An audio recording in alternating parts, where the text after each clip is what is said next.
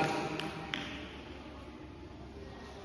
The staffers of government and the Department of Social Development that you see on the stage, their main job is to look after all the children of South Africa.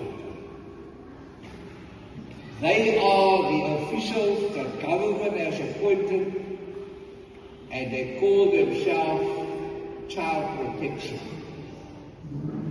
And they have different units, and they want to ensure, number one,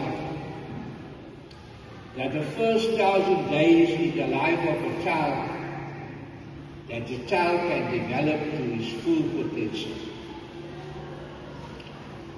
So they are here to help your children. So I want you to see who they are.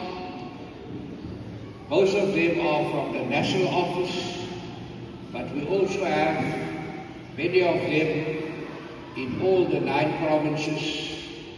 We have many of them, some of them